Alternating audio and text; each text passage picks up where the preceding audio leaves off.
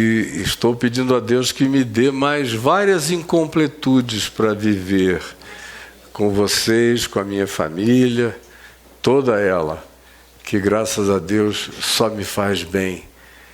Todos os filhos, todos os netos, todos aqueles que compõem essa parentela me têm ajudado a chegar até aqui.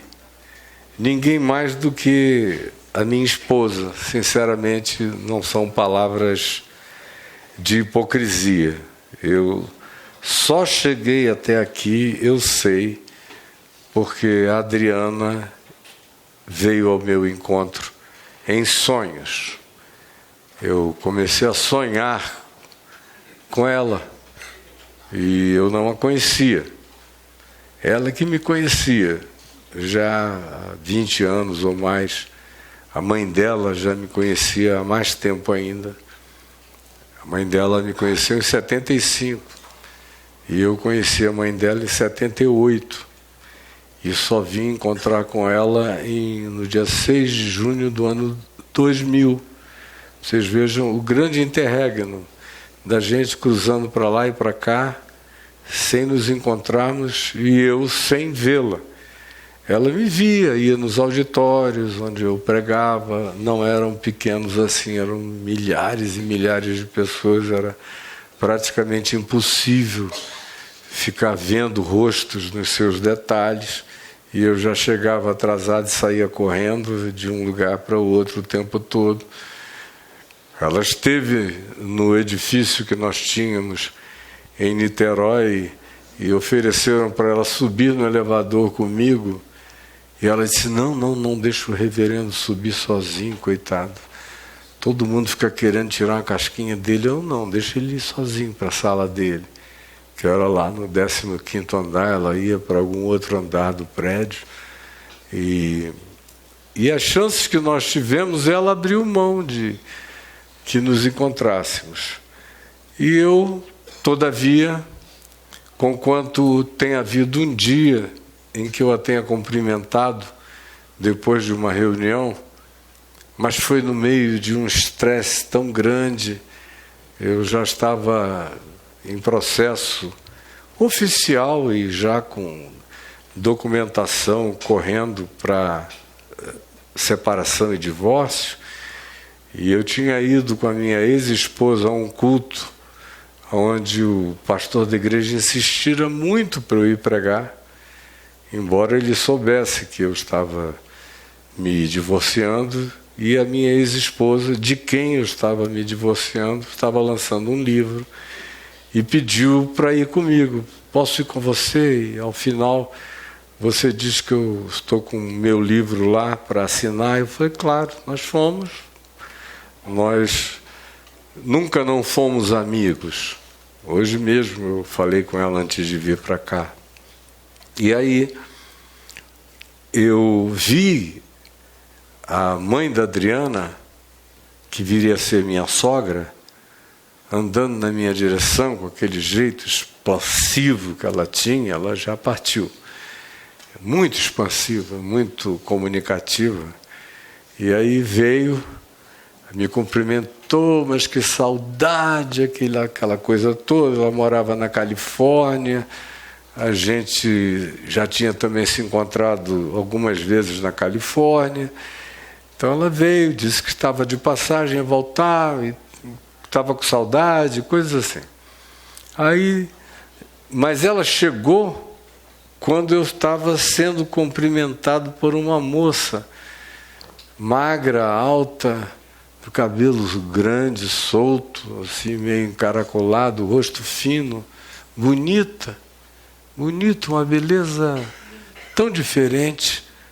E ela me cumprimentando e dizendo, puxa, pastor, que prazer e que saudade, o senhor anda desaparecido. E eu estava mesmo, eu tinha parado tudo naquele período, estava ficando quase o tempo todo nos Estados Unidos. Eu vim aqui só para resolver problemas da Vinde TV, Fábrica de Esperança, Revista Vinde, Atitude e Solidariedade, Casa da Paz, aquele monte de coisas que dependiam fundamentalmente de mim. Então eu vinha a cada 10, 12 dias, resolvia coisas e voltava correndo. E não estava indo a programas de TV, nem fazendo nada público. Eu estava querendo era me reduzir, me aquietar, me silenciar e deixar aquele processo todo ser devidamente sentido e vivido no meu coração, e dar tempo aos meus filhos também de processarem aquilo tudo. Eles já não eram mais crianças, mas precisavam, todo mundo precisa de tempo. E era algo como em qualquer situação de divórcio e de separação, que mexe nas vísceras dos implicados, nas raízes mais profundas de qualquer um de nós. E quem já viveu isso tem ideia completa do que eu estou falando. Aí aquela moça está lá falando comigo e eu, meio tomado de perplexidade com o que ela estava falando, quando de repente chega a minha futura sogra e entra expansiva: olha, essa aqui é minha filha, sua discípula, fica pregando o evangelho por aí, roda todos os lugares pregando. Ela falou: com licença, pastor, como quem diz: ai meu Deus, onde eu estou? Ela me faz pagar um mico desse, eu aqui toda tranquila. Ela: com licença, pastor, por favor, e saiu. E a mãe dela continuou. E quando eu vi, a minha ex-esposa estava assim a uns 7, 8 metros de distância com a Adriana, passando a mão no rosto da Adriana, assim, as duas mãos no rosto dela. E eu falei: puxa, ela ficou impressionada mesmo, a moça é linda mesmo. A Alda passando a mão no rosto dela, as duas conversando, devia ser uma declaração de como você é linda. E, pois bem, muita gente veio, apagou aquilo da minha cabeça, entramos no carro, aí ela me falou: você viu a filha da Lisete que estava lá? Eu falei: você está falando de uma moça que você ficou passando a mão no rosto? Aí ela falou: pois é, a filha dela, linda. Aí eu falei: eu achei também. Mas a gente nem pôde continuar a conversa porque a Lisete chegou. E pronto, passou um ano inteiro, passou mais tempo. Eu esqueci isso na mesma hora, dirigindo para casa. Já cheguei em Niterói com a mente em milhares de outras coisas, não guardei nada, até que um ano depois, provavelmente, talvez 2 anos quase, 2 anos depois, eu sonhei com ela, 9 meses antes de encontrá-la. Só que eu não sabia que era ela com quem eu estava sonhando. Eu não guardei, não criei associação. De jeito nenhum. Era só aquela moça que eu não sabia que era aquela moça que eu tinha conhecido, uma figura arquetípica, foi como eu pensei, que carregava uma beleza assim de uma divindade grega, com uma roupa meio transparente, leve, esvoaçante, o cabelo leve, e ela vinha voando. E eu estava no 5º andar do casarão no qual eu fui criado, na rua Japurá com a rua Joaquim Nabuco, lá em Manaus, que era um hospital que meu avô comprou, e a família toda cresceu lá, os filhos dele, os filhos dos filhos. Nós tivemos 2 ou 3 gerações habitando aquele lugar. Era marcante, era simbólico, e era enorme, era poderoso nas nossas mentes e na nossa imaginação. E eu estava lá no 5º andar, no mirante do qual dá para ver a cidade inteira e o Rio Negro longe. E quando ela entra voando, e eu acossado, em pé, com a pessoa com quem eu estava junto, depois daquele processo de de divulgação pública da minha separação, eu decidi tentar ver se eu continuava a vida com uma determinada pessoa, e ela estava me angustiando, puxando a minha mão e dizendo: pelo amor de Deus, você nunca pensa em você, você só pensa nos outros, em você nunca. E olha aqui nessa casa, você já conseguiu, desde que a gente chegou aqui, encher essa casa com 120 leitos e pessoas lotando os leitos, e você não tem um lugar onde deitar, você está sempre em pé. Nunca descansa, está sempre trabalhando para os outros e apertando a minha mão. Quando entra a Adriana arquetípica, que era exatamente essa pessoa que está sentada aqui há 25 anos atrás, e com aquela carinha fininha, rostinho comprido, lá veio ela voando, pousou na minha frente, não tocou no chão, ficou assim a 1 centímetro do chão, estendeu a mão para mim e falou: eu fui enviada para te dar descanso, vem comigo. E aí eu peguei na mão dela, encantado e totalmente destinado a fazer aquele trajeto com ela, fosse para onde fosse. E ela foi me puxando, não quis saber da pessoa que comigo estava, não achou que era um problema, não parou, não disse deixa ela ir, não disse nada. Igual realmente a como ela faria normalmente. Quem a conhece sabe. Não é um problema isso aí. Vem comigo. E eu fui descendo uma escada espiral com ela, 5 andares, até que chegamos no lugar onde ela, dentro da casa na qual eu tinha sido criado, parece que ela conhecia tudo da minha vida, da minha história, da minha infância, de tudo. Virou, se manobrou dentro da casa e nos levou para um quarto enorme, real. Tudo que eu estou falando existe. Era concreto lá, diante dos sentidos de qualquer um. E aí chegamos lá com aquele pé direito alto, cortinados, uma cama king size, muitos livros, alguns na prateleira, outros meio desarrumados. E ela apontou para aquela cama e me disse: é aqui que eu vou te dar descanso, nesse lugar. E aí eu acordava, disse, meu Deus, e ao mesmo tempo me dava um alívio, porque eu estava numa agonia, parecia que não tinha saída para a minha vida em lugar nenhum.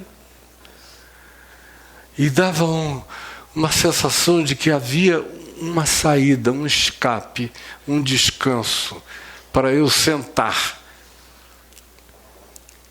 Aí, uns 6 meses depois, o mesmo sonho outra vez, exatamente.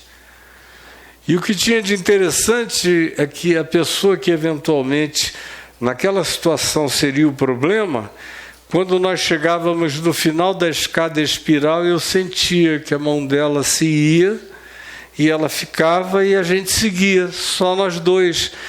Na segunda ocasião, 6 meses depois, lá veio o sonho, idêntico, do mesmo jeito, com as mesmas sensações, com as mesmas emoções, e eu acordava na mesma hora, zangado já, porque disse, meu Deus, por que isso não prosseguiu, esse sonho tão maravilhoso?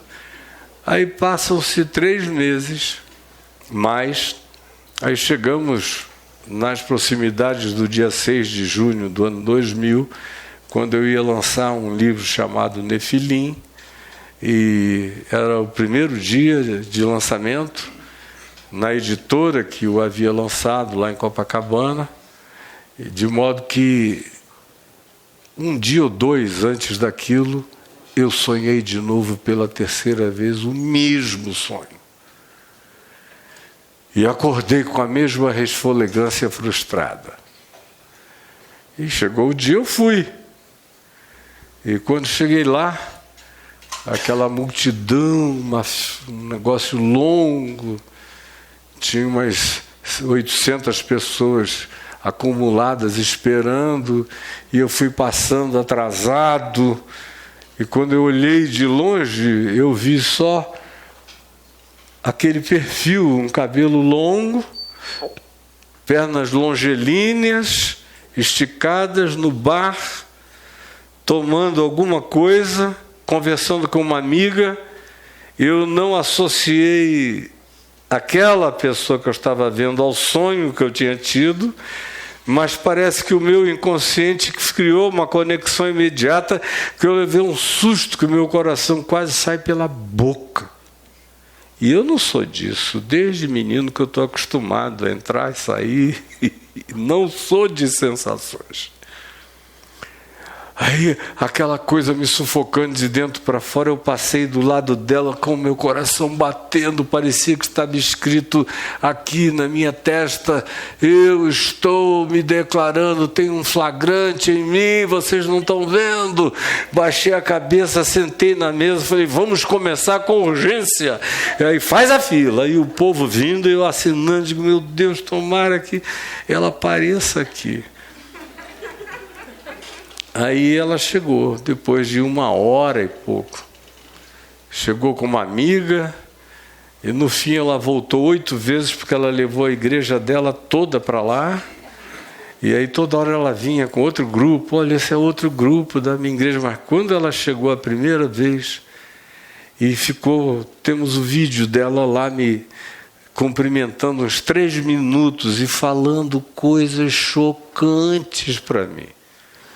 E eu olhando para aquilo tudo perplexo, disse: meu Deus, linda, crente, pastora, inteligente, não é boba, fala português normal, não é do gueto, é desencanada. Falei: Jesus, onde é que essa coisa espetacular estava e eu nunca vi?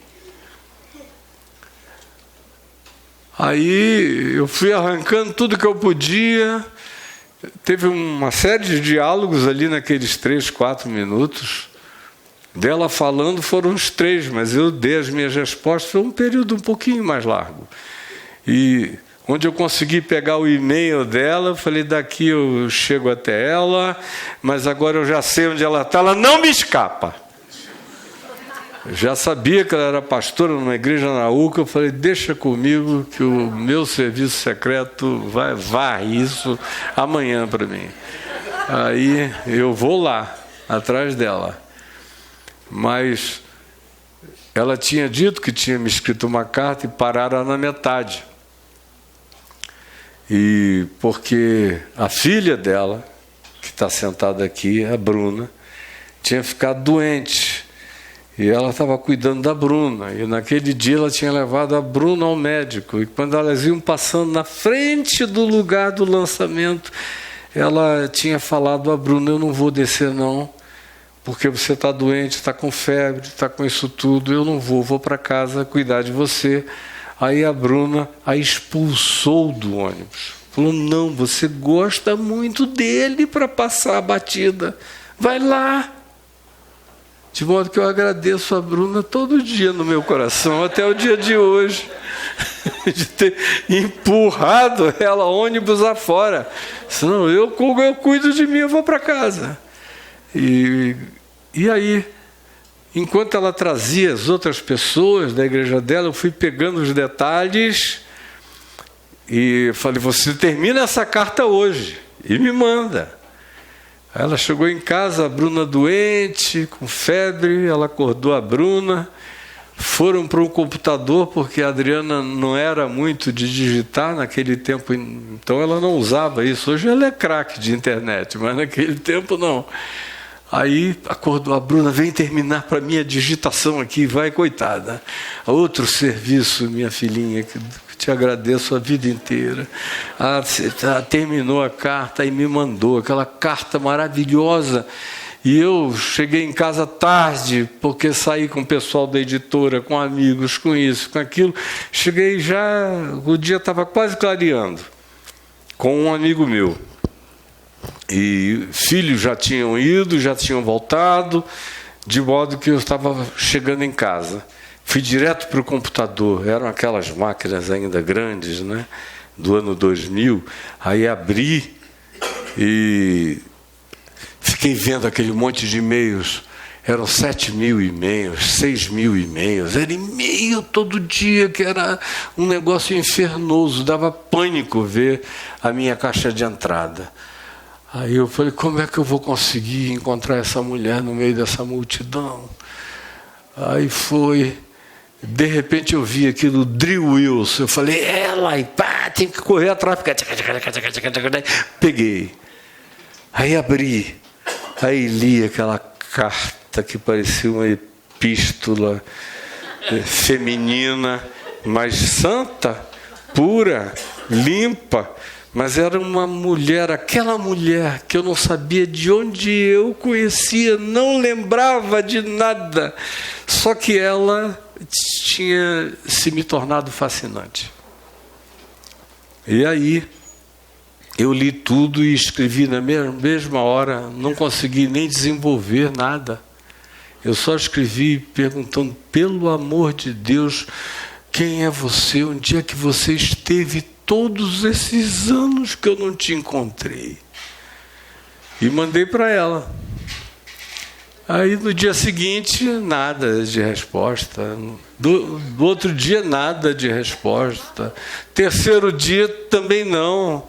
Aí eu fui ficando desesperado, porque ela tinha perguntado a Bruna, claro, eu não sabia, escuta, um homem ocupado quanto ele, quanto tempo a gente espera para olhar e ver se tem uma resposta? Aí a Bruna falou, talvez uns 4 dias, uma semana.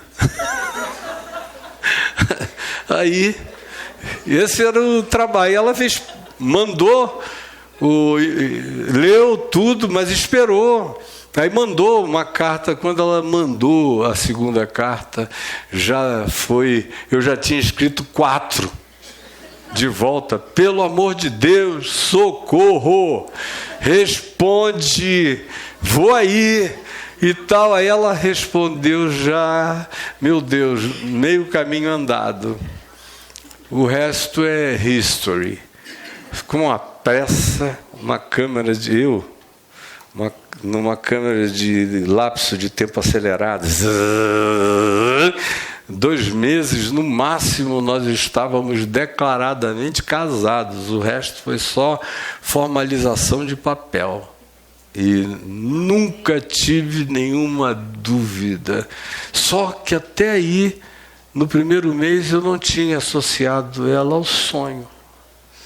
Até um dia na praia, a praia que a gente ia toda manhã, porque Deus nos deu a oportunidade de termos 2 anos de lua de mel, só para nós dois, com aquele monte de filhos, mas eles não se interpuseram em nada, só colaboravam, participavam, se alegravam, ficaram felizes, e nós dois aproveitamos. E um dia na praia, eu falei para ela, escuta, não sei por que me veio aquele pensamento, se você tivesse que me oferecer um único cenário, para a gente passar o resto da vida confinado nele, que lugar seria esse? Que cenário seria esse? Aí ela falou, seria um quarto grande, com um pé direito alto, janelas compridas, cortinas caídas e transparentes, livros numa biblioteca, uma cama king size e alguns livros assim espalhados, uma baguncinha de coisa usada, porque não está ali para decorar. Seria esse o lugar. Quando ela foi descrevendo, eu levei aquele susto, um soco no meio do espírito. Eu acordei e falei, não é possível. E aí eu contei a história a ela, dos sonhos que eu vinha tendo. E o resto é uma consecução de participações salvadoras dela na minha vida, me trazendo descanso E ontem eu completei 70 anos, nesses 25 anos de descanso que ela me tem trazido e que tem me dado longevidade e graça para chegar até aqui, porque do jeito que eu vivia antes, com as intensidades todas, com a doação absoluta, mas ao mesmo tempo sem nenhum senso de autopreservação, eu não teria chegado a completar 70 anos de idade de jeito nenhum. Eu carregava uma espada médica na cabeça com vaticínios contra mim o tempo todo. Por que eu estou contando isso? Porque eu abri um texto aqui para nós, em Lucas, no capítulo 1, que fala do nascimento de João Batista e de como o pai dele, quando tivera a visão e o anúncio do anjo, que a esposa dele, que já era idosa, já tinha passado do tempo de fecundação, daria à luz a um filho, e quando chegou o dia e a criança nasceu, e toda a família se reuniu com extrema alegria, no 8º dia, que era o dia da circuncisão, era também o dia da nomeação da criança. E aí se perguntou, que nome terá essa criança?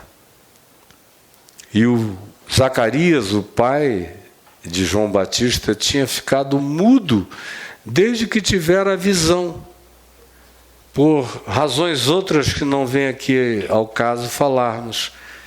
E aí, quando perguntaram à mãe, e não era hábito judaico que a mãe nomeasse o filho no 1º século, era uma prerrogativa do patriarcalismo, do pai, da figura masculina, da conjugalidade, nomear. E a mãe abriu a boca e disse, João é o seu nome. Aí a família e todo mundo em volta disse, não, aqui na tua parentela não tem João. Tem que ser um nome que haja na parentela. E aqui não há.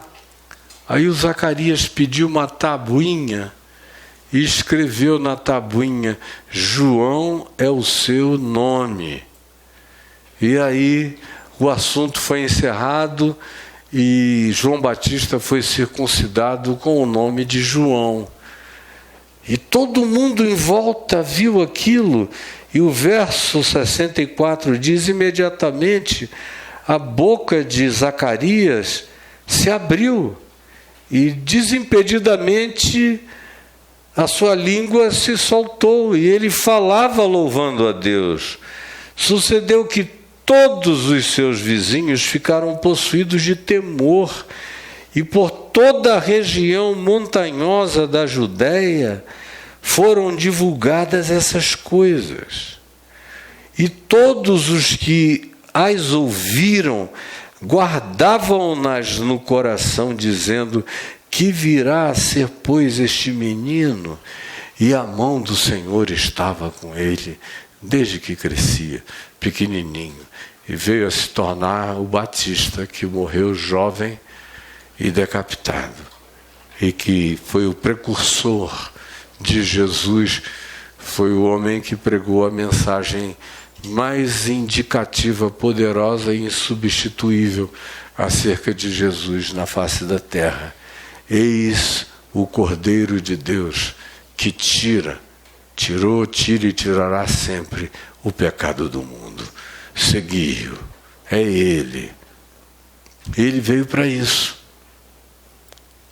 Tem coisas na vida da gente que acontecem para cumprirem determinadas realidades, dependendo do nível de busca de consciência e de proximidade de Deus que a gente tenha.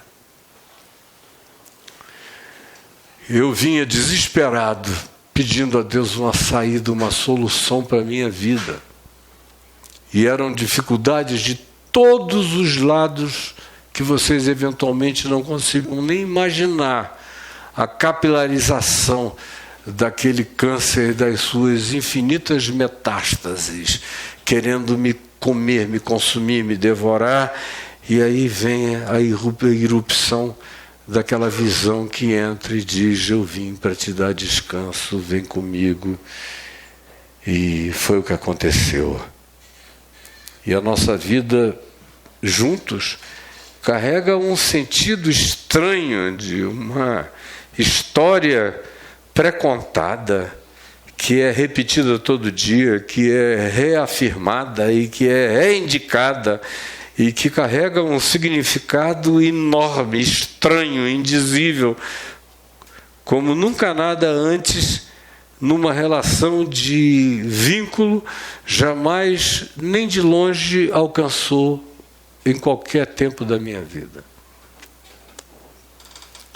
Aqui, nós lemos o episódio do João Batista e aquela pergunta: o que virá, pois, a ser esse menino? Voltando à ilustração da nossa história, era só um ir. Vem que eu vou te dar descanso. Agora, como isso iria acontecer? A primeira coisa que era absolutamente impensável é que a gente viesse passar a nossa vida aqui em Brasília. Ridículo.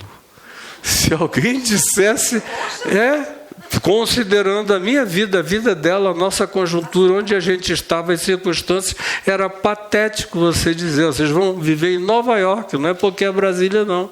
Ridículo. Com 7 filhos, todo mundo grande, uma neta já nascida, com 5 anos, a gente vir para Brasília? Não fazia sentido, não. Tudo foi se encaixando, era convite para voltar para os Estados Unidos, para virar bispo não sei aonde, para isso, para aquilo. Eu não queria nada, para ficar na igreja presbiteriana, 6 cartas dizendo: você é daqui, fica aqui. Eu não queria de jeito nenhum, eu queria isso que eu tenho agora. E desde então, e não estava aberto a negociar isso com ninguém, nem por razão nenhuma.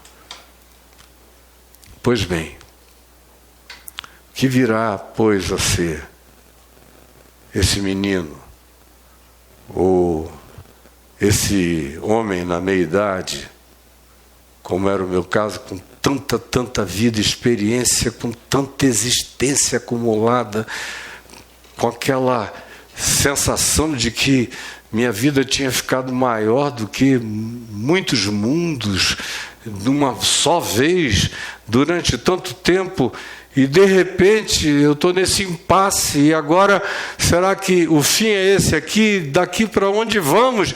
E um sonho. Um anjo. Uma coisa de fora. Uma intervenção alienígena, subjetiva, sutil, indicações, impressões, intuições, perguntas: o que virá a ser? Hoje, quando essa pergunta cresceu aqui dentro de mim, quando a gente estava vindo para cá, o que virá a ser desse menino? Eu me lembrei do que aconteceu comigo em relação ao meu pai. Porque eu nasci no dia 15 de março de 1955, na Santa Casa de Misericórdia de Manaus, no final do dia, à tarde, quase à tardinha. E nasci forte, nasci grande, nasci chorando muito, um pulmão bem volumoso, na grita que fazia, e me levaram logo. Naquele tempo não tinha toda essa burocracia, esse protocolo de maternidade, levar para lá, levar para cá. há 70 anos atrás, botava logo em cima da mãe. E como era um quarto particular, tinha já o berço ali do lado. Se a criança não estivesse com nenhum problema grave, era ali que ficava. E meu pai chegou e entrou, ele tinha participado de praticamente tudo, mas era a primeira vez que ele ficava sozinho comigo. E minha mãe estava provavelmente num sono profundo. Mas ele disse que foi, e o berço era na esquina do quarto, esses quartos bem grandes, ingleses, praticamente do tamanho desse ambiente aqui, na largura. E ela aqui, aquelas camas enormes, tudo era maior naquele tempo, e eu lá num berço denso, sólido. Ele foi lá e disse que olhou, mamãe não estava vendo, dormindo, ele me pegou, e ele era agnóstico. Ele não sabia se existia Deus. Ele não tinha arrogância de dizer, eu sou ateu. Nem era aquele ateu catequético, que é onde chega, diz, eu não creio em Deus. Aquelas figuras chatas igual crentes, sabe? Eu digo, rapaz, não tem ninguém mais parecido com crente do que vocês. Pelo amor de Deus, não chateia não. Eu que sou pastor, não abro a boca para ficar enchendo o saco de ninguém. Você tem que me perguntar muito para eu te responder, senão eu nem ando respondendo à toa. E aí ele foi no agnosticismo dele. Ele disse que chegou naquela esquina e me pegou e me levantou para os céus no quarto e falou, Deus, eu não sei se há Deus, mas se houver Deus, caso haja Deus, eu ofereço esse meu filho ao Deus que seja, se houver Deus. Então, se houver Deus, eu peço a Deus que tome esse meu filho e o encha da palavra dele. Porque se houver Deus, eu queria que esse meu filho fosse um mensageiro do Deus que seja. Está aqui. E me botou de volta no berço. Levou aquilo profundamente a sério. Ficou quieto, não disse nada a ninguém, jamais se converteu. 13 anos depois disso, e não contou a ninguém também, nada daquele dia, nem daquela hora, porque dizia, eu não vou participar influenciando em absolutamente nada, quaisquer que sejam os caminhos, as decisões ou os destinos desse menino. Ele vai aonde tiver que ir, levado pelo Deus que seja, se houver Deus. Depois ele conheceu a Deus, sabia que Deus era. Mas disse, tem mais uma razão para não me meter, que é para que a minha figura não seja de alguma influência que perturbe a naturalidade da escolha dele, e me deixou ir. E eu não sabia por que eu tinha uma sofreguidão inexplicável dentro de mim desde criança. Eu já nasci atrasado, sabe? A impressão que dava é que eu ia ter que me entregar para algo que iria me consumir totalmente, e por isso eu tinha que comer de tudo, provar de tudo, aproveitar de tudo, lamber tudo, me meter em tudo, cheirar tudo, sentir todas as emoções, tudo que pudesse ser sentido, porque era uma contagem regressiva, era uma angústia, uma fobia de esgotamento de tempo que tomava conta de mim desde criança. Eu vivia numa sofreguidão que todo mundo em casa notava. Minha avó dizia, pelo amor de Deus, você nasceu tirando o pai da forca. Com 2 anos de idade era inquieto, eu quero ir para lá, eu queria comer o mundo vivo. E todo mundo olhava e dizia, mas o que ele tem, meu Deus? E tudo que eu fazia 1000 coisas ao mesmo tempo, fazia tudo muito bem, fazia obcecadamente. Minha avó dizia, ele sofre de cegueira, que era uma expressão amazônica para designar fixação. Ele pega, ele agarra, ele vai, ele tira o tutano, ele vai lá no fundo daquele negócio. Meu Deus, que coisa horrível! Hã? Nas vísceras. E aí, foi quando eu cheguei aos 13 anos, meu pai se converteu. E aí a conversão dele foi um bem e um mal horroroso para mim. O bem, porque eu vi que a nossa família, que estava se esfacelando toda, agora estava outra vez reunida e salva.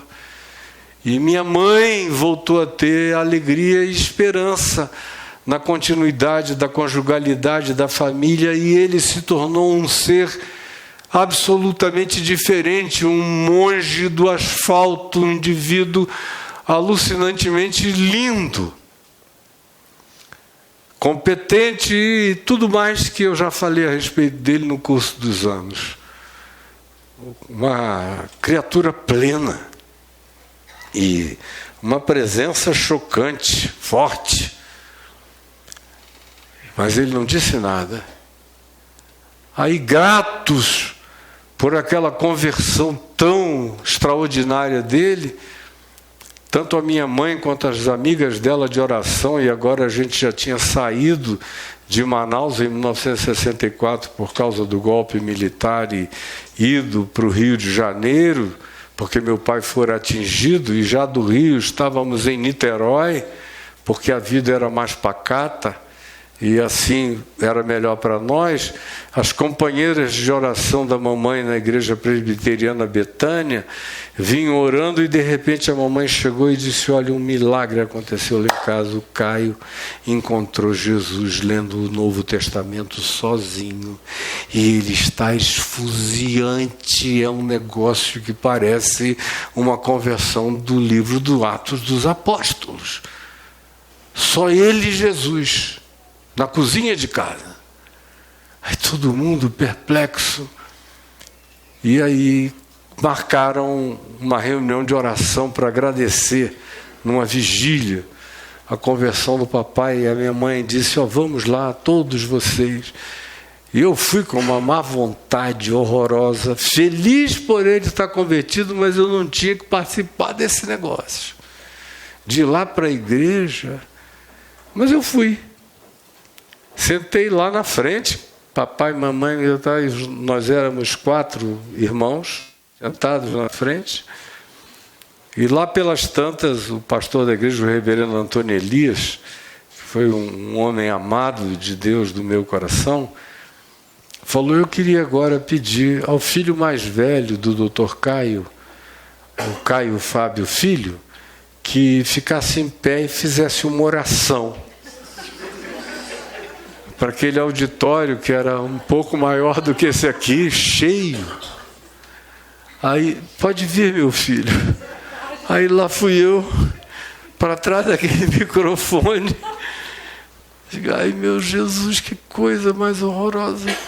Aí fechei os meus olhos e abri a boca. Quando eu abri a boca, eu entrei num transe. Num transe mesmo.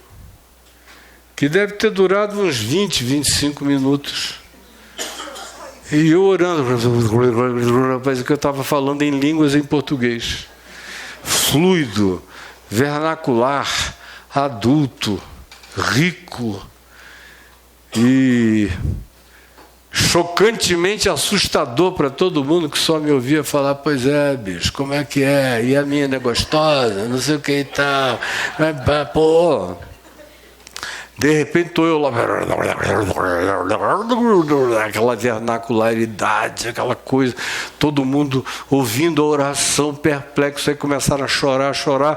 Quando o transe parou, uns 20, 25 minutos depois, que eu abri os olhos, estava todo mundo de joelho aos prantos, e eu não tinha visto nada. Eu falei, meu Deus, o que foi? Vieram para mim, meu Deus, o Espírito de Deus está sobre você. E eu digo, Jesus, estou doido para sair daqui e fumar um cigarrinho. Já estava inaugurado lá nos baseados, e as meninas eram a coisa mais deliciosa da vida. Eu digo, ai, o Espírito do Senhor Deus está sobre mim. Aí veio o reverendo Antônio Elias, falou, meu filho, Deus tem uma coisa com você que eu nunca vi igual. Você vai pregar domingo. Aí eu falei, reverendo, não, você vai pregar domingo. Aí domingo, os jovens cantaram, lá fui eu, sim, me sentindo esquisito demais.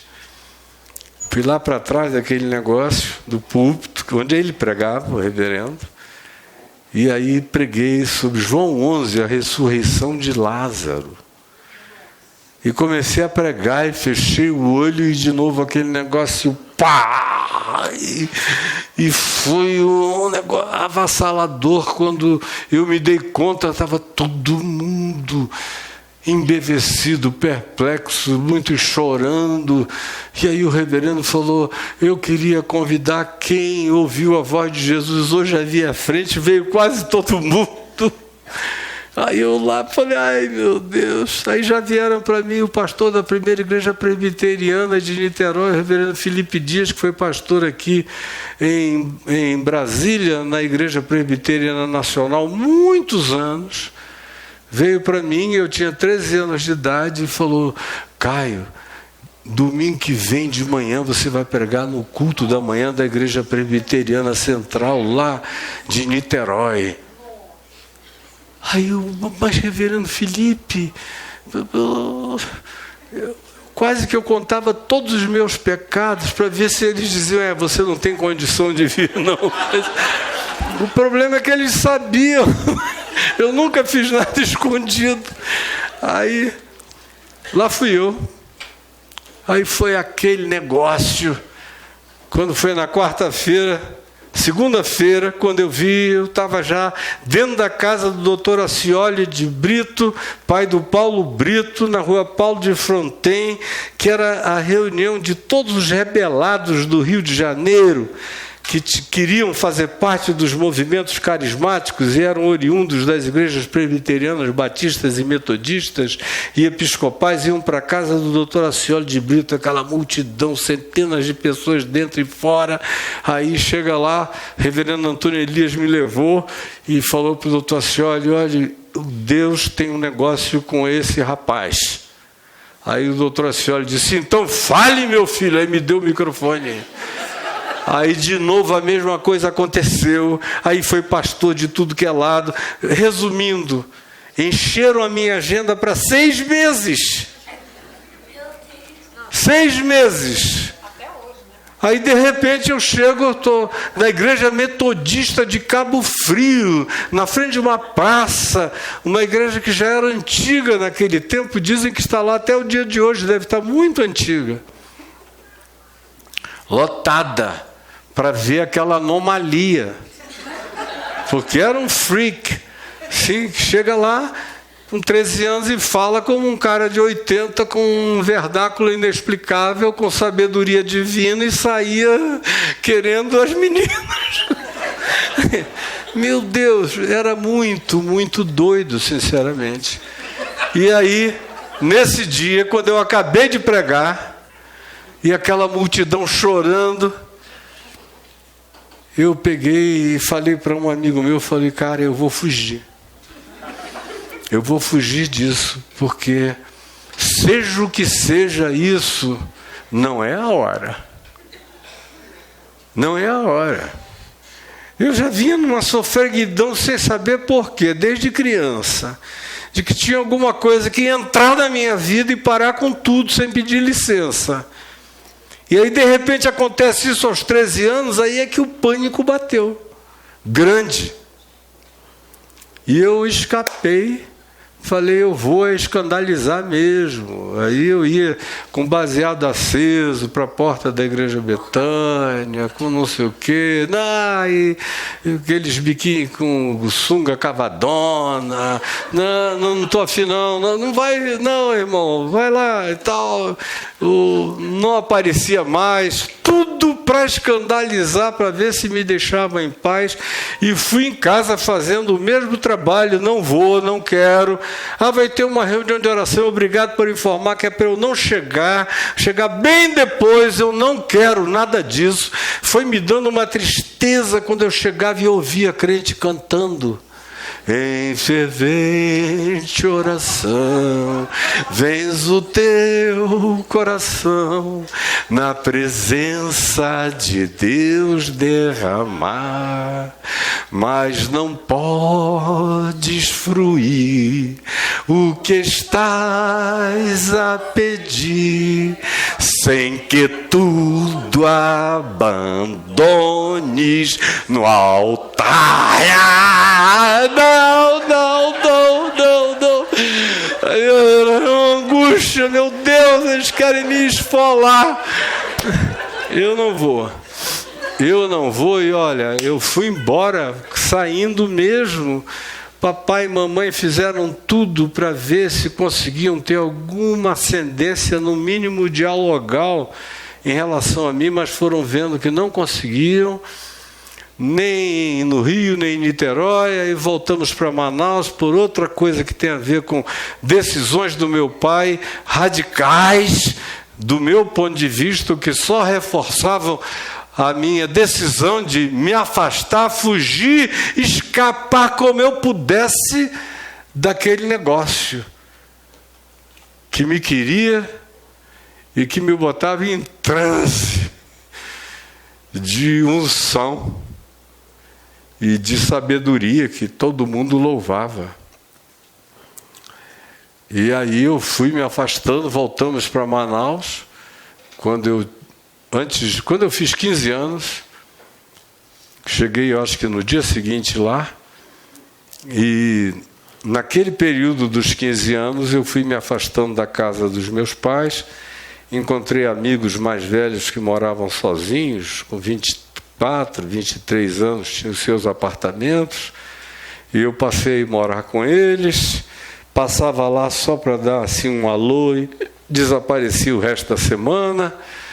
Aí chegou depois um outro movimento que é uma coisa muito, muito intensa, mas o fato é que no final dos 15 anos, antes de fazer 16, eu voltei para o Rio de Janeiro sozinho e fui morar com um amigo, uma figura política, a família toda tem uma história política no Amazonas, e ele também foi senador aqui em Brasília por 4 mandatos, mais ou menos, mas naquele tempo eu tinha os meus 15 para 16 e ele estava lá, já era formado em Direito e Jornalismo, e era faixa preta da Academia Grace, e tinha ficado meu amigo muito em Manaus. Eu sempre tive amigos bem mais velhos do que eu, de igual para igual, numa paridade relacional total, e ele me chamou para ir morar na casa dele, e eu fui morar com ele. E entrei no mundo dele, abri mundos para ele, lá e cá, Academia Grace, jiu-jitsu, muita gente, muito relacionamento, muita capilaridade, uma quantidade enorme de gente nova conhecendo todo dia, em todos os lugares, no auge de Copacabana e de Ipanema, naquele período glamouroso, extraordinário dos anos 1970, 71, 72, 73, aquele período cheio de bossa nova e de garota de Ipanema e de... Enfim, era aquele monte de mulher bonita, tanto em Copacabana quanto no Arpoador e no Leblon. Era um colírio para os olhos, eu ali doidão, e para lá e para cá, eita vida boa, e upia, e onda, e treino, e mulher, isso e aquilo, e os amigos, e bugres, e carros importados, Alfa Romeos, e tudo mais que aparecia, e búzios, e gente famosa, os famosos do Rio de Janeiro, para lá e para cá, conhecia todo mundo com uma facilidade enorme, era chamado para tudo, e eu digo, meu Deus, e muita briga de rua. Bom de jiu-jitsu, não tinha medo de partir para as cabeças, inconsequente, e tinha um outro amigo Grace que era horroroso também nesse sentido, de que escreveu, não leu o palco meu, ele me fez sócio 50-50 na empresa de espancamento dele. Então a gente saía à noite, mexeu comigo, então você vem. E aí se mexesse comigo, ele já estava dentro. Era uma parceria horrorosa. Depois acabamos morando juntos, aí piorou mais ainda. E aí eu comecei a ter uma vontade de morrer, cheguei aos 18 anos, com aquela sofreguidão, uma coisa desesperadora, e eu não sabia mais para onde eu ia. Aí me chamaram para ir desfilar na Itália.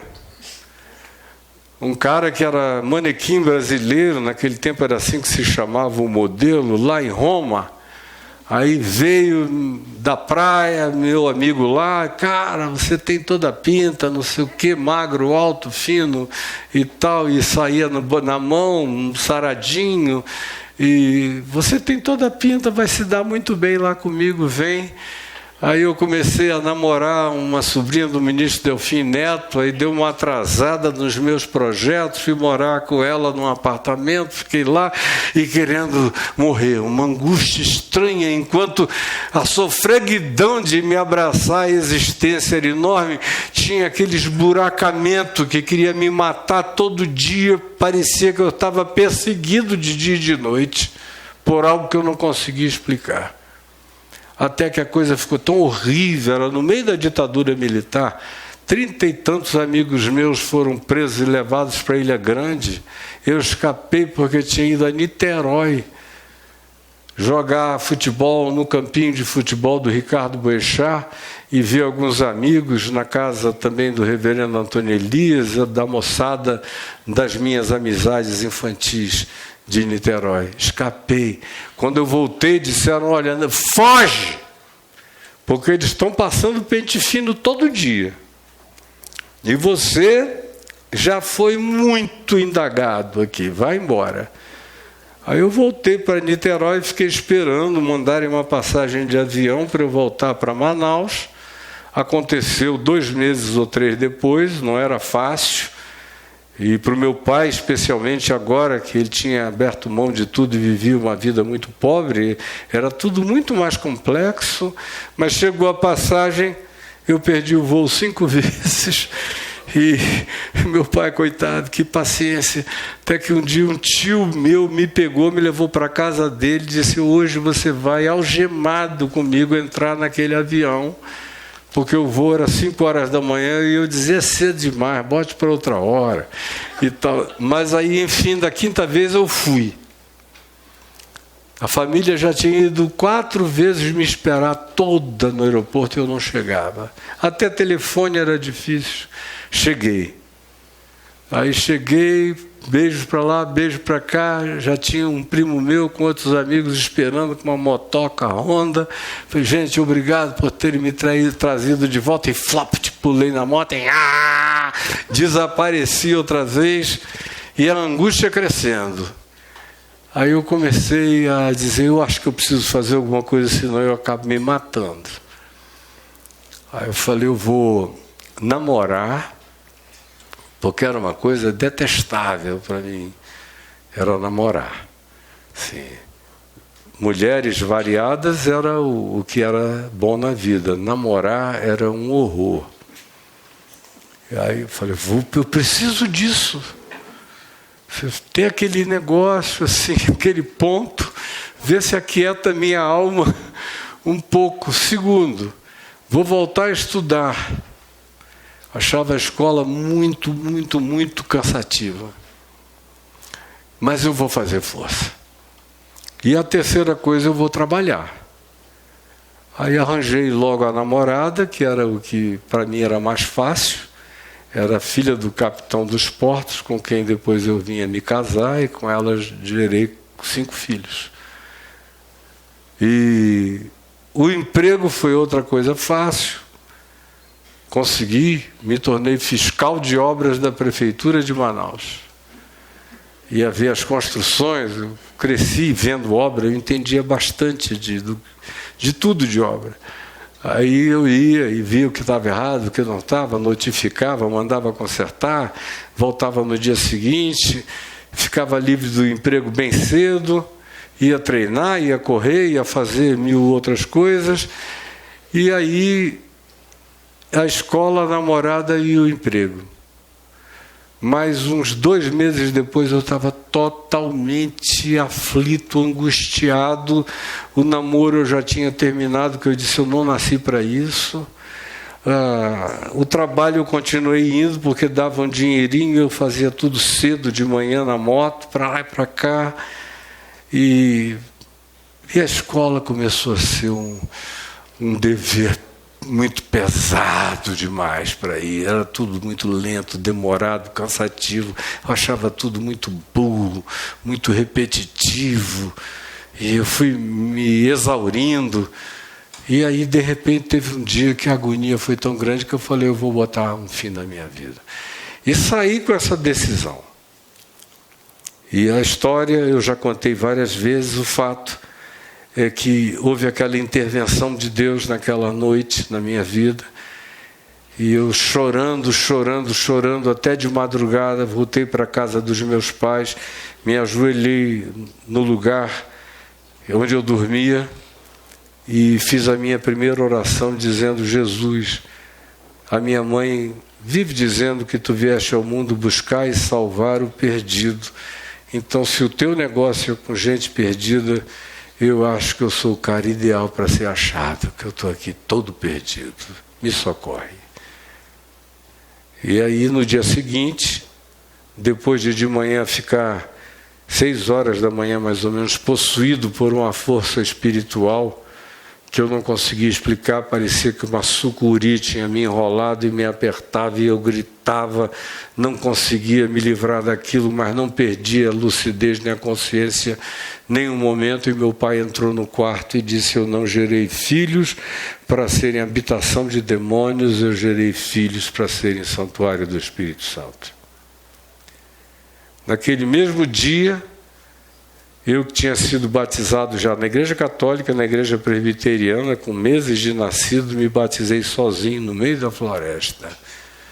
Me joguei para trás, dentro de um igarapé, no meio do mato, só eu e Jesus. Falei, Jesus, agora somos só nós dois. Em nome do Pai, do Filho e do Espírito Santo. E fiquei cheio do Espírito Santo. Saí correndo por dentro daquela floresta, numa alegria que parece que eu ia sair num foguete para virar o universo e torná-lo pequeno, aquilo me esbraseando. Preguei já na saída daquele lugar da floresta para uma ex-namorada e um amigo, foram os primeiros que ouviram a pregação que eu fiz em pé ali. Desde me oferecer uma mutucona de maconha, me chamavam de Poderoso Caião, que era uma gíria lá dos Greys. Ô, poderoso, não sei o quê, Poderoso Caião. Aí pegou na cidade inteira, quando eu cheguei lá, poderoso, olha só. Aí me abriu um jornal com aquela mutucona verdinha. Aí eu olhei e falei, daí? Aí ele falou, vamos fazer um tarugo. Eles estavam cada um num cavalo, ele e essa ex-namorada minha, cavalos de raça. A gente desce, vamos fazer um tarugão. Aí eu falei, não estou afim não. Ele falou, como é que você não está afim? Você está afim sempre. Eu falei, mas não estou mais. Nem parece você, eu digo, quer saber? O Caio que vocês conheceram, e bem, se vocês saírem no galope, pode ser que vocês ainda encontrem algum remanso de água no igarapé, que tem a 4 quilômetros daqui, porque eu deixei ele morto lá. Esse aqui é outro. E não fica querendo me impor as coisas do Caio que morreu, porque senão eu bato. E pode avisar para todo mundo, e fui embora. Cheguei em casa, o meu pai veio me dizer que ou eu me convertia ou eu estava perdido. Eu falei, pai, você está com 24 horas de anos-luz de atraso, já aconteceu isso e aquilo, e eu sei, eu estou aqui, e acabou. Eu fiquei esse tempo todo fugindo. Aí comecei a pregar, logo estava na televisão, no rádio, em todo lugar, a cidade inteira ouvindo, milhares de pessoas chegando. Foi uma história alucinante dos Atos dos Apóstolos, até que a igreja presbiteriana me pediu para me ordenar. Eu falei que não. Aí me pediu de novo, disse que não. Aí disseram que eu tinha que ir para a faculdade teológica, para o seminário presbiteriano, para ser ordenado. Eu falei, aí é que não tem conversa mesmo, eu não vou. Vou morrer de tédio lá nesse negócio. Eu estou aqui com gente, já tem milhares de pessoas todo dia ouvindo o Evangelho, na rua, nas praças, nas esquinas dos presídios, em tudo que é lugar, nas escolas, nas faculdades, no campus. Não vou. Na TV, nos rádios, nos artigos de jornal, não vou. Mas e aí, como é que a gente vai fazer? Eu falei, isso é problema de vocês, eu estou resolvido. Eu não estou pedindo para ser nada, não quero ser bispo, não quero ser pastor, não quero ser cardeal, não quero ser presidente de coisa nenhuma. Eu só quero que ninguém me atrapalhe. E que vocês, pelo menos, aproveitem os frutos do que gente que vai se convertendo para todo lado. É só o que eu imploro. Aí eles voltaram e disseram, não, a gente decidiu te ordenar pastor.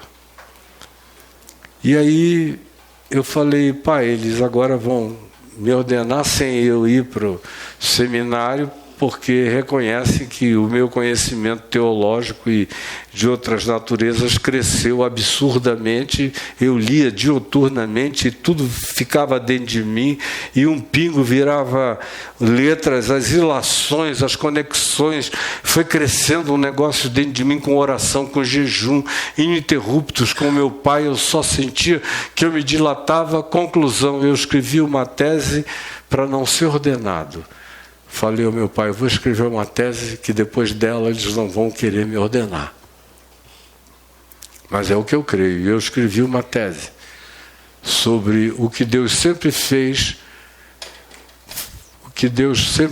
faz e fará fora das instituições religiosas, a liberdade de Deus ser Deus, fora da igreja, fora de Israel, fora de todos esses supostos detentores da revelação ou representantes autorizados. E mostrei na Bíblia a liberdade de Deus o tempo todo, e vim, e eles discutiram 4 dias, ao fim dos quais decidiram me ordenar. Aí chegou o dia da minha ordenação, dia 10 de janeiro de 1975, foi o dia da ordenação formal, embora o meu ministério tenha começado no dia seguinte à minha conversão. E aí me ordenaram, e é aqui que eu cheguei onde queria. Eu termino em 10 minutos. Quando eles terminaram de me ordenar, naquele culto solene, e entramos no carro, o Ciro e o Davi já eram nascidos. Aliás, o Ciro e o Davi não eram nascidos ainda, eu era casado há alguns meses. Entramos no carro, meu pai, minha mãe, a minha ex-esposa e eu vi meu pai dirigindo para casa, com lágrimas aqui nos olhos, chorando, sozinho, silêncio. E eu ali paramentado, igual pastor presbiteriano, com colarinho clerical, achando tudo aquilo assim completamente surreal, e indo para casa. Quando eu perguntei, pai, por que você está chorando tão profundamente assim? Aí ele falou, porque hoje chegou o dia de eu contar o que eu estou guardando há 21 anos de todos vocês.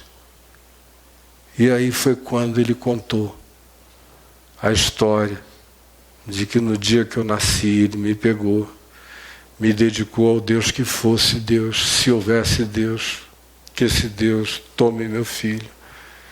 E desde então eu venho assistindo.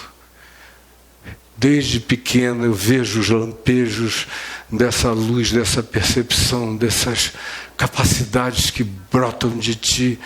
E depois, aos 13 anos, quando aconteceu aquele surto, e a sequência deles, e você rompeu com tudo e foi embora, e todo mundo ficava desesperado e preocupado, eu me angustiava pacificadamente, porque eu sabia no meu coração que a dedicação e a oferta do agnóstico tinha sido aceita pelo Deus eterno e que a palavra dele estava em você.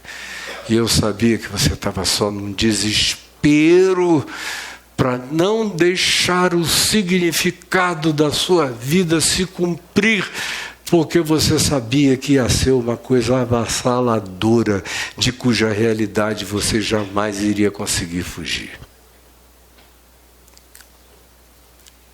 O que virá a ser esse menino?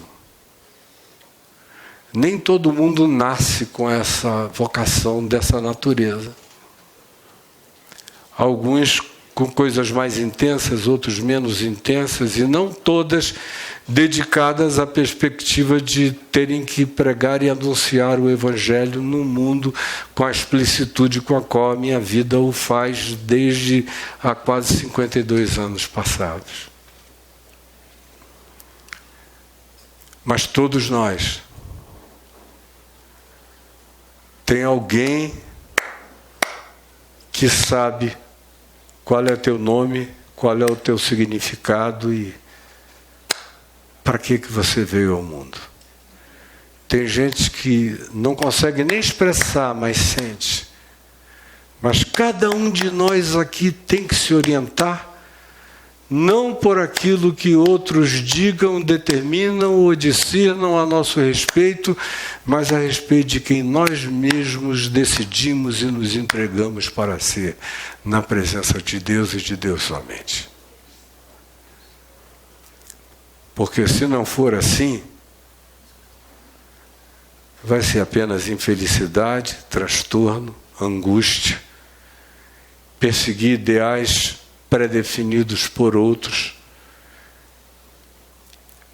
É melhor que a gente viva e tropece, sofra e encontre, do que a gente seja poupado de tudo isso e viva e passe pela existência e no final dela olhe para trás e diga: eu não sei o que eu vim fazer aqui. Cada um dos que estão aqui vieram para muitas coisas não necessariamente pré-definidas, nem que carreguem flâmulas, bandeiras ou estandartes tão óbvios. Mas eu fico vendo, por exemplo, entre os meus filhos. Eu já tive 3 filhos dizendo que queriam ser pastor, e eu dizia: pelo amor de Deus, pensa bem, meu filho. Um deles está aqui. Teve um tempo que ele queria ser pastor, porque queria ser pastor. Eu falei: olha, veja bem, se é isso que você quer, porque é abraçar uma sarça ardente. E se não tiver fogo e você não tiver chamado, fica só espinho. O outro foi o Davi, que em 99 para 2000 encasquetou que iria ser pastor. Parece que era para entrar no meu lugar, cumprir o que ele achava que eu tinha interrompido. Eu falei: não entre nessa, o que eu comecei, Deus vai terminar em mim do jeito dele. Mas não entre nessa, porque você vai infelicitar a sua vida.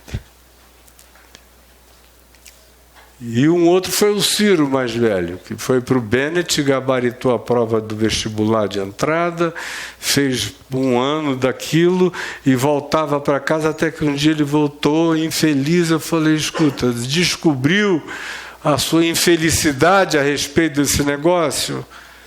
Está aí, mas é horrível fazer aquilo que a gente não foi chamado para fazer. Então, pelo amor de Deus, não volte mais. E vá fazer o que você foi chamado para fazer e gosta de fazer. A gente foi chamado para fazer o que a gente sabe fazer, o que a gente ama fazer, e também alguns fazem aquilo que não precisam nem pensar que estão fazendo, porque sai naturalmente, mas em cada um é conforme o dom de Deus dado a cada um de nós.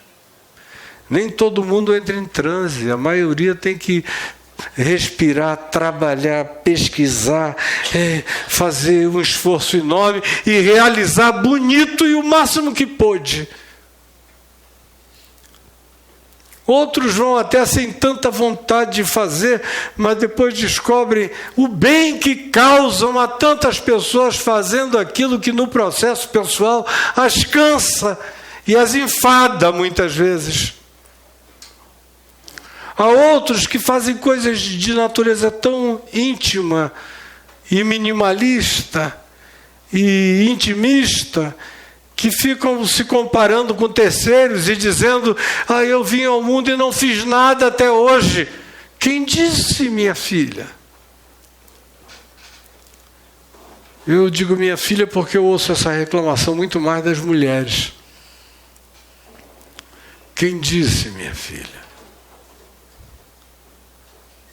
Não é só a sua maternidade que é linda. Não é só a sua filiação que é maravilhosa. Mas eu vejo tantas de vocês sendo sombra, acolhimento, amizade, carinho, ilha, aconchego, proteção para tanta gente, tantas amigas, tantos outros, silenciosamente, quietamente, sem que ninguém saiba, ninguém precisa saber, é você que sabe quem você é, e é isso que designa aquilo para o que você foi chamado. O que virá a ser essa menina? O que virá a ser esse menino? Cada um de nós é que tem que responder com a vida essa pergunta. O que virá a ser essa menina? Anteontem, eu vi uma menina de 92 anos de idade se formando no curso fazendo o primeiro ano do curso de nutrição, faculdade de nutrição, com 92 anos de idade, que aprendeu a ler e a escrever com 85, que só botava o polegar nos documentos, porque não sabia assinar nem o nome. Mas aos 85 ela pirou. Falou: agora é minha vez, eu vou encarar. Lá foi assim, a mochinha, bichinho. Aprendeu a ler, a escrever supletivos, isso e aquilo, comendo o tempo perdido, e fez vestibular aos 92 e entrou para a faculdade de nutrição. Disse: agora eu sinto uma sensação de estar mais completa. E quando eu terminar, eu vou fazer tanta coisa gostosa, eu já faço. Mas foi lá só dar um grau ao que ela passou 92 anos fazendo com amor, espontaneamente. O que virá a ser esse menino depende da sua gratidão para com aquilo que Deus te deu e quem você é. Você não precisa levar ninguém para Marte. Basta não ter vergonha de ajudar alguém a atravessar a rua. Qualquer corredor, qualquer beco, em qualquer lugar. É oferecer seus olhos, suas mãos, seu coração, seus recursos, sua vontade, seu amor, a vida. É isso que explica a razão de ser da existência de cada um de nós. Vamos ficar em pé? Que virá a ser esse menino? Agora, no que me diz respeito, como eu fiz apenas 70 anos, e estimou, isso é um telefone abençoado, fica tranquilo, Luiz, que é uma chamada para ele, que é corretor de imóveis. Esse aqui é a minha videira verdadeira, o Aloysio. Quem frequentava lá o La Salle há 20 anos atrás já viu provavelmente o vídeo dele com os 2 metros de altura dele. Eu acho que o Jack era um dos ramos. Você foi um dos ramos da videira ali? Você e o André Barcelos. Naquele tempo. Isso. Você, encaixei você de um lado, André Barcelos de outro, os ramos da videira. Sim. E o Aloysio era o tronco da videira verdadeira. Todo mundo aqui, eu achei legal, sabe, Aloysio, que a gente está falando isso tudo. Deu para eu ouvir aqui o corretor de imóveis, porque ele faz isso com todo amor e carinho. Essa semana mesmo ele esteve lá em casa e foi um deleite ver como você lida com tudo com o maior amor, porque tudo é espiritual quando é feito com amor. É o amor que transfere conteúdo e significado para qualquer ação humana. O que virá a ser esse menino? Então, como eu dizia, agora que eu apenas fiz 70 anos, eu estou super animado pelo que me aguarda adiante. Sabe? Não precisa nem ser mais 70, é o que está guardado para eu fazer e ser ainda. Melhor da minha vida vocês ainda vão assistir. Amém. Sabe? Os novinhos que não viram o passado, que todo mundo diz que foi tipo o Templo de Salomão, grandioso, ou o Templo de Herodes, tudo isso é bobagem da religião. O que tem pela frente é puro reino de Deus, e num alcance que está para além da imaginação, e o Senhor Jesus vai fazer. E vocês vão ver, em nome de Jesus, o que virá a ser esse velho. Esperem, com a graça de Deus, em nome de Jesus. Amém.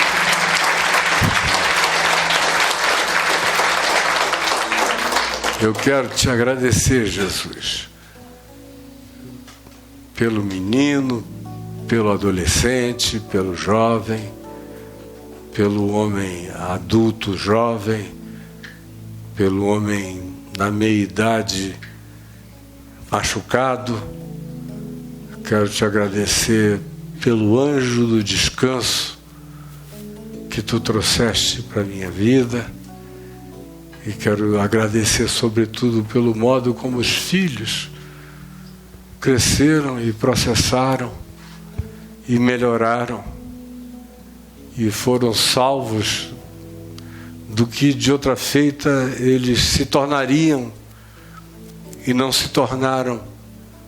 Ao contrário, vieram a ser bem melhores do que tudo que se podia pensar ou imaginar, por causa da tua infinita graça que opera em cada um de nós.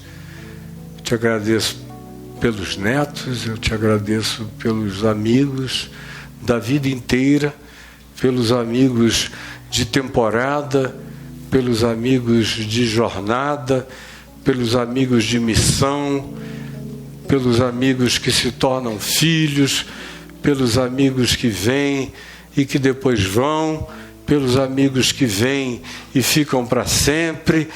Eu quero te agradecer pelo inexplicável, por essa cidade onde nos sentimos tão bem, nesse país chamado Lago Norte de Brasília, onde a nossa alma encontrou tanto descanso uns nos outros, que nós temos desejo humano até de deitarmos ali as nossas cinzas. Eu te agradeço porque o melhor ainda está por vir, porque tu guardaste o bom vinho até agora, e agora que tu vais servir um vinho de excelente e melhor qualidade. E eu te peço que tu expandas isso para o mundo inteiro, como no meu coração eu tenho certeza que será. Em nome de Jesus, para a glória dele. E te agradeço sobretudo por essa comunidade de fé que nos abraça, que nos acolhe e que se reúne aqui conosco. na simplicidade dos nossos encontros. Em nome de Jesus. Amém e amém. Amém. E o que a gente vai cantar, Jack, querido? Vamos cantar, sim, mas eu quero te dizer, meu irmão Caio, eu acho, me corrija aqui se eu estiver equivocado, eu acho que eu sou o último dos moicanos aqui, parafraseando, dos que já vieram no caminho, passaram e foram embora, que estou caminhando com você. Já são 21 anos, né? Já são, e eu estava aqui vendo alguns que... Você é uma caminhada ininterrupta comigo, viajando comigo, indo pelo Brasil comigo, no exterior comigo e lá na minha casa comigo. Mas eu vejo alguns outros que não com essa constância ininterrupta da tua vida, mas que tem nos acompanhado. Aqui atrás de você está a Débora, e fazendo um vocal desde o La Salle também, não é?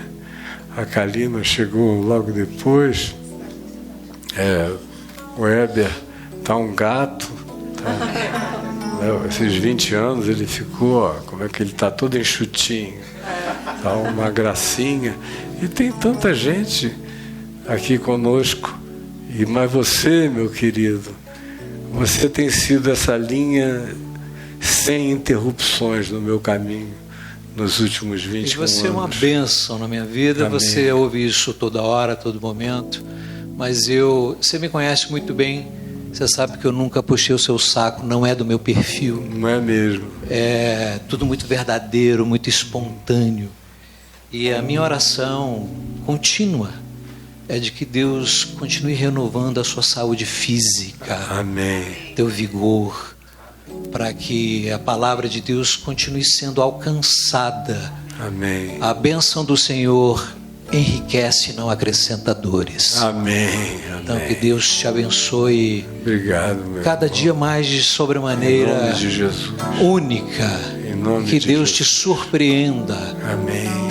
Para a glória dele, porque é para a glória dele. Sempre. Amém. Tudo para a glória dele.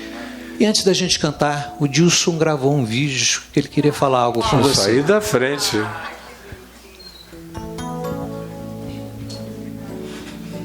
Tá no ponto o vídeo? Vai passar.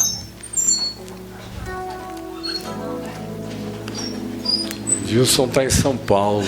Está em São Paulo. Oi, Caião, meu amigo, nosso pastor, tudo bom, querido? A gente está aqui em São Paulo e lembramos do seu aniversário, estamos aqui para te parabenizar e dizer que nós te amamos e te respeitamos muito, tá bom, meu querido? Um grande beijo e, por favor, viva muito, tá bom? Feliz aniversário, pastor, um beijo. Um beijo. Amém. Obrigado, meu amigo. Que depender de mim, a gente vai.